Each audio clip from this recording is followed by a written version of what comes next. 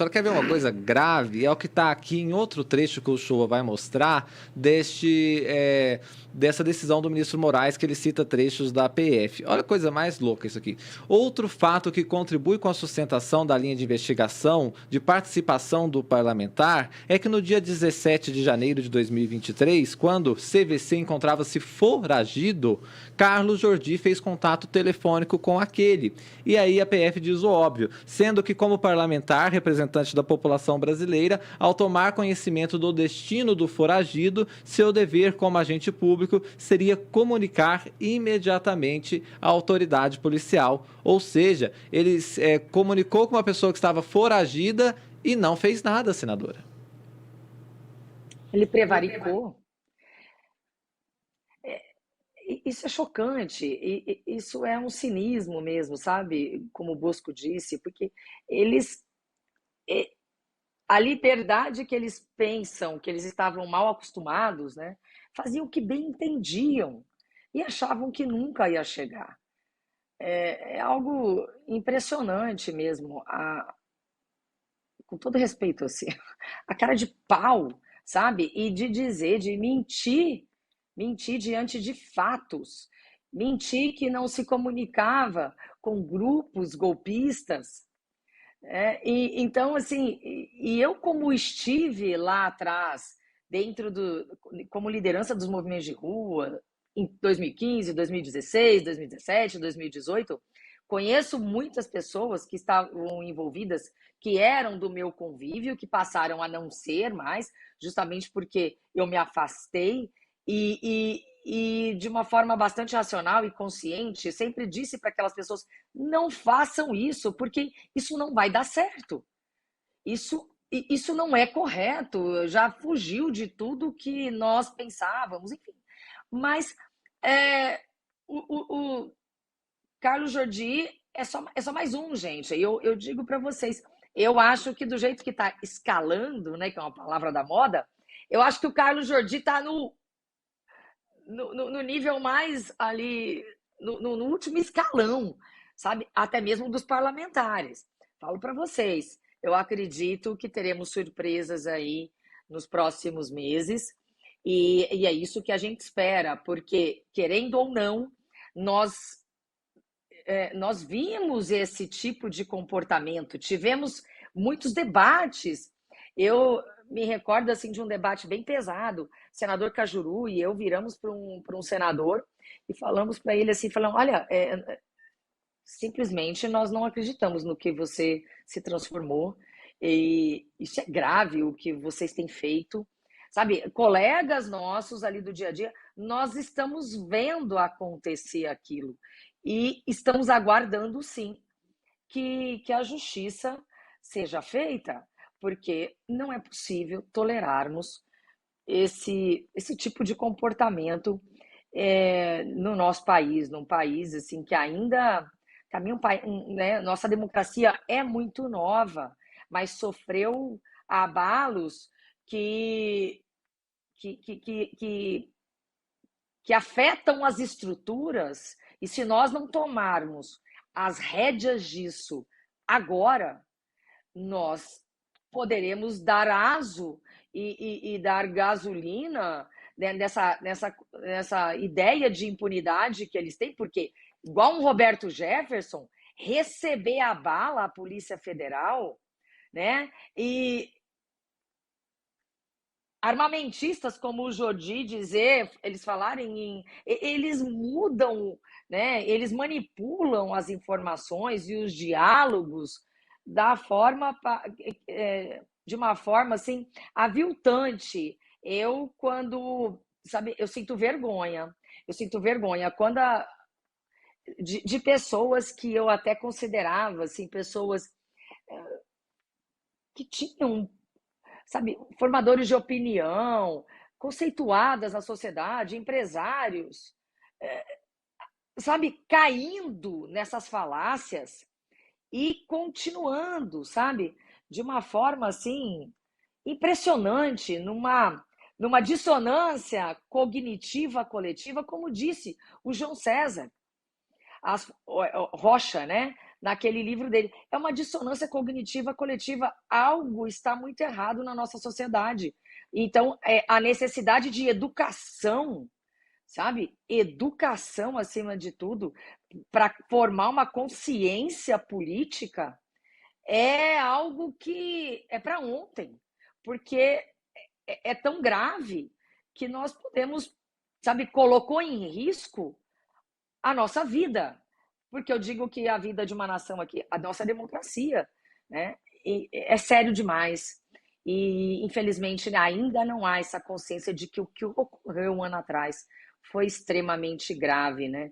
E por mais que tenham dito que as penas estão muito altas ainda, o que vai acontecer daqui para frente, penas de 50 anos, 40 anos, porque além aí, ó, o Jordi atentar contra o Estado Democrático de Direito ainda tem prevaricação, né? Num concurso de crimes, gente, que onde é que isso vai dar?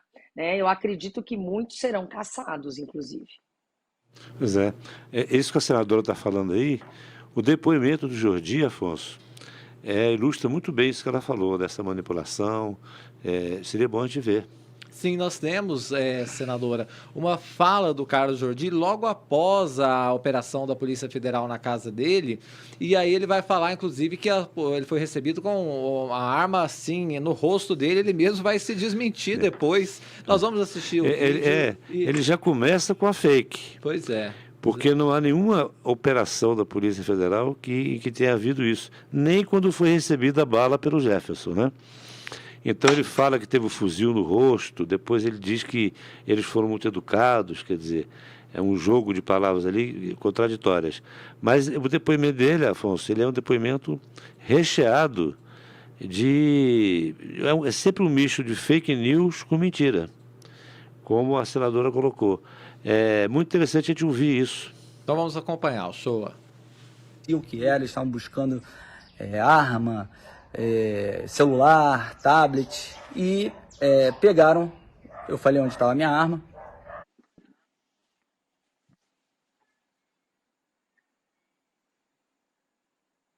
A fala do Carlos Jordi. Vamos rodar para ver. Pessoal, como vocês devem estar acompanhando aí, hoje eu sofri uma busca e apreensão da Polícia Federal. Fui acordado hoje às 6 da manhã, estava dormindo com a minha filha e com a minha esposa, e fui acordado com um fuzil no rosto pela Polícia Federal.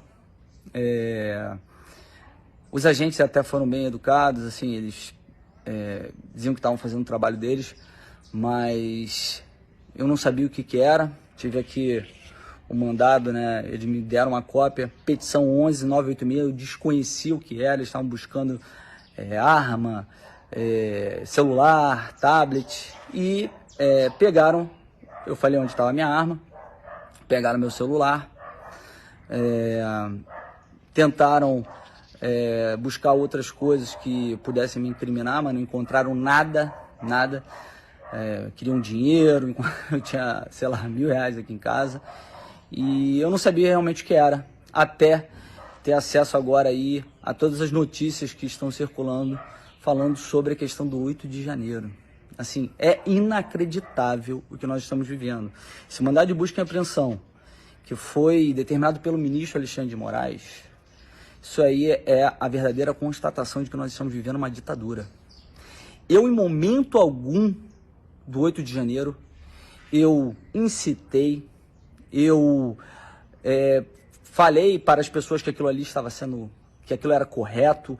Pelo contrário, em momento algum eu estive nos quartéis generais quando estava acontecendo todos aqueles acampamentos. Nunca apoiei nenhum tipo de ato, tanto anterior ou depois, no 8 de janeiro, embora as pessoas tivessem todo o seu direito de fazer suas manifestações contra o governo eleito. Então, assim, é totalmente arbitrário, não há nenhuma postagem minha, não é nada que possa ser colocado contra mim ou que justifique essa medida autoritária que foi essa busca e apreensão. Porque eu nunca, repito, postei incitei, a tal de Operação Lesa Pátria, que engloba inclusive financiadores do 8 de janeiro. Isso é uma piada. Isso é uma piada. O que estão fazendo é óbvio que tem o intuito de perseguir seus adversários. Também estão mirando aí as eleições municipais, já que eu sou pré-candidato a prefeito de Niterói.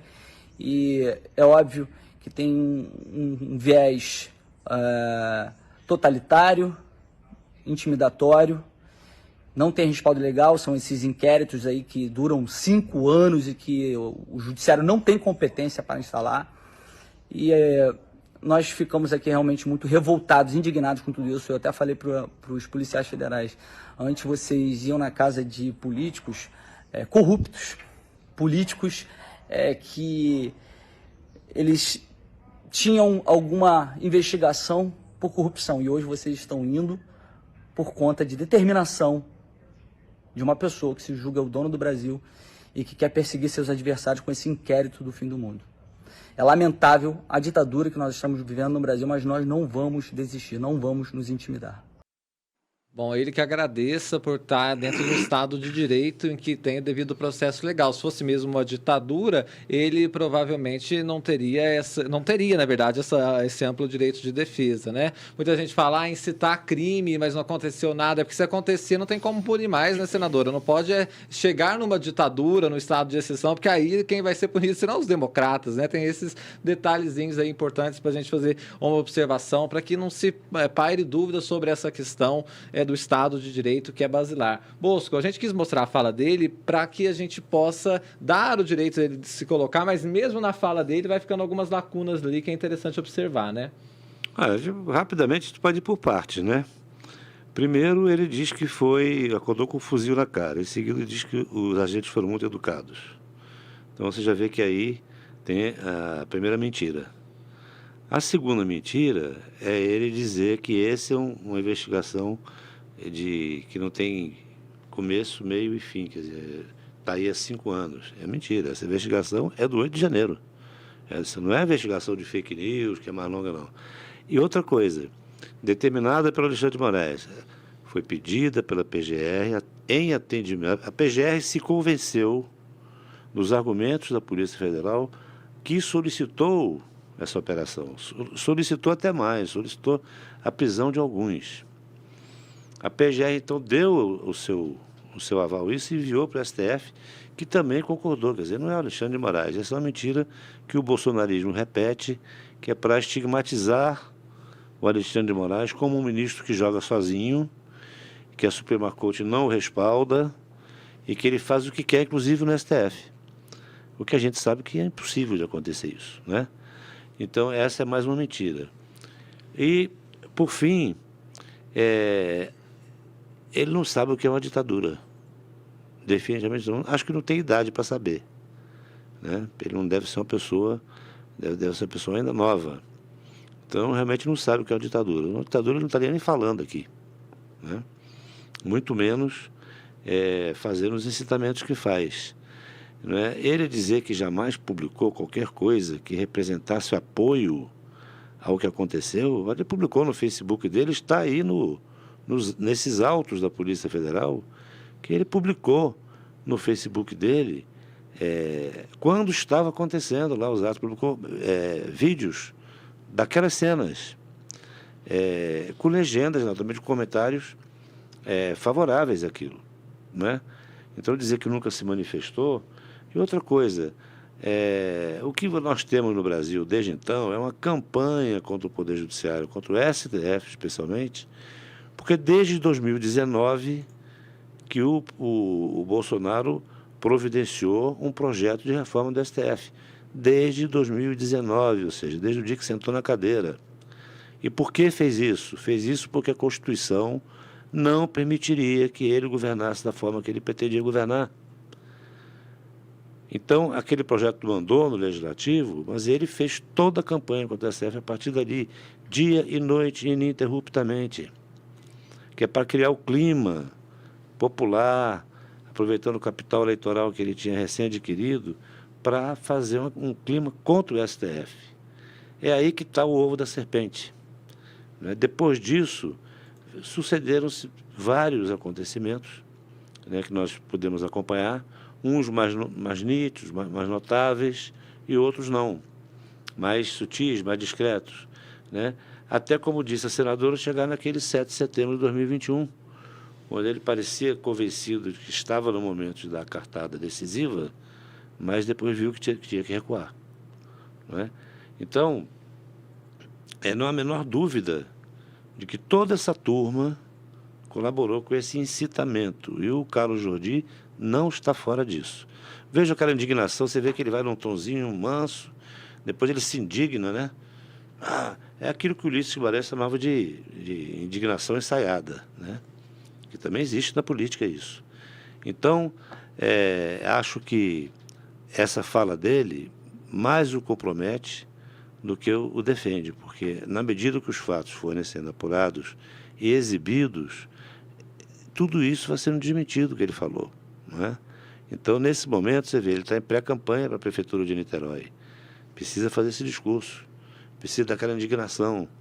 Mas não há nada de errado nisso, tudo seguiu o seu processo normal. Investigação da PF, pedido da PF à PGR.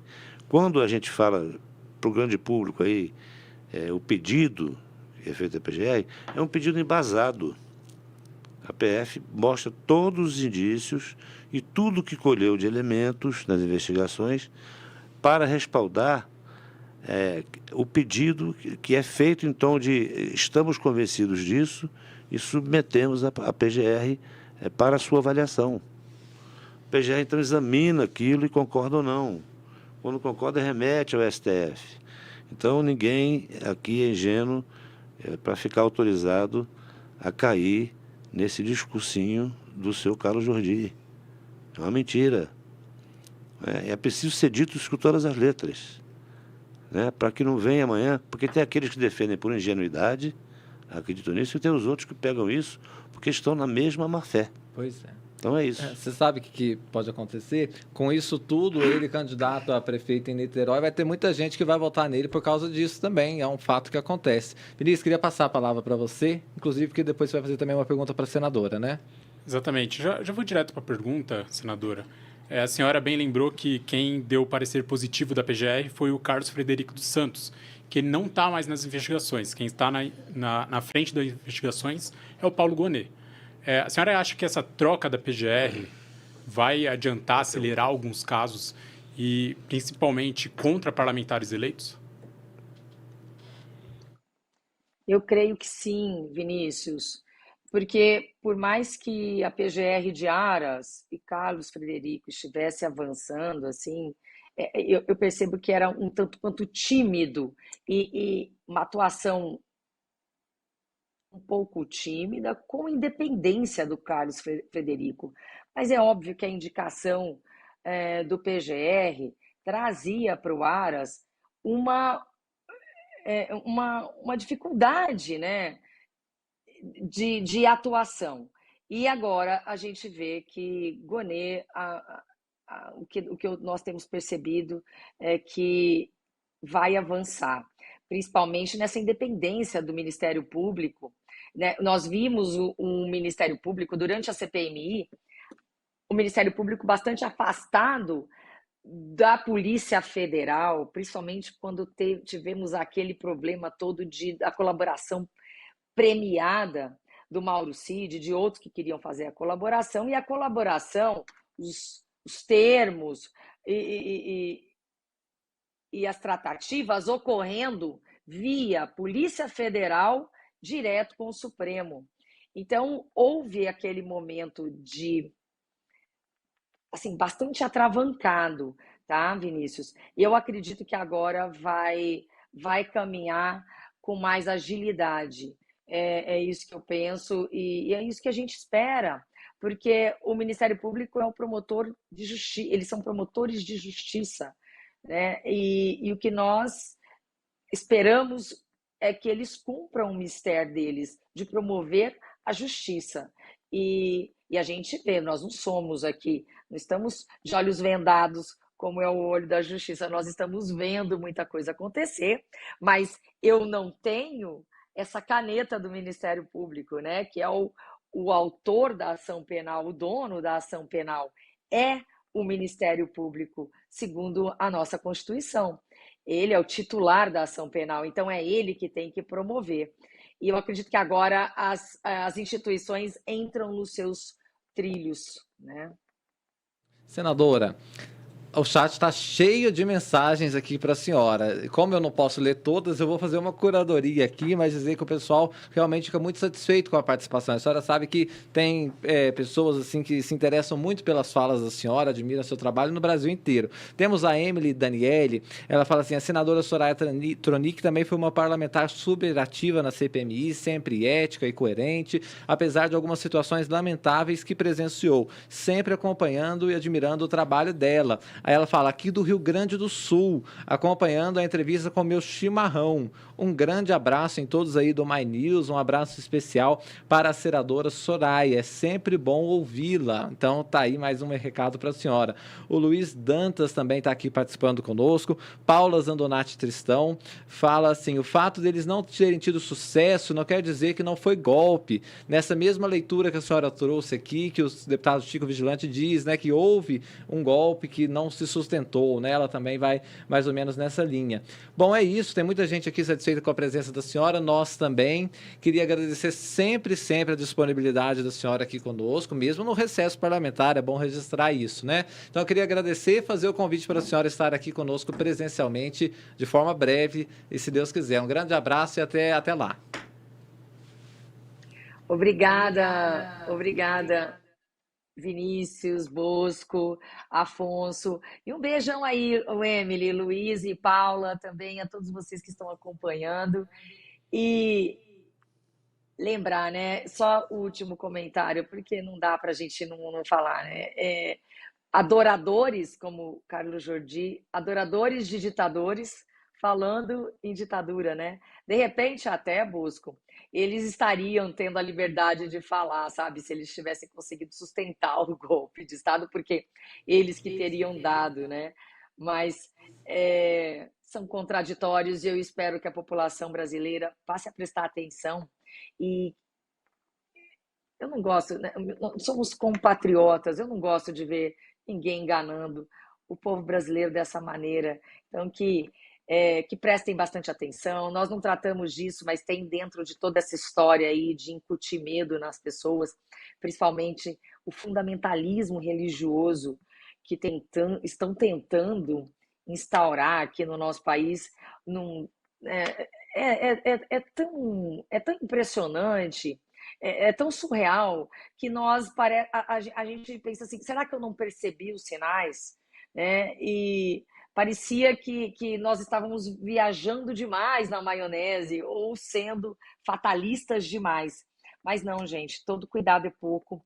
E estudar, entender é fundamental, principalmente entender que é possível sim dar golpes de Estado, inclusive sem violência nenhuma. O que eles falaram o tempo inteiro que era impossível. Sim, é possível, mas isso é uma discussão para o dia que eu estiver aí fisicamente com vocês. Parabéns, Afonso, a todos vocês do My News pelo novo cenário aí, pelas novas instalações, e que 2024 seja bastante próspero para todos. Muitíssimo obrigado pela gentileza sempre, senadora.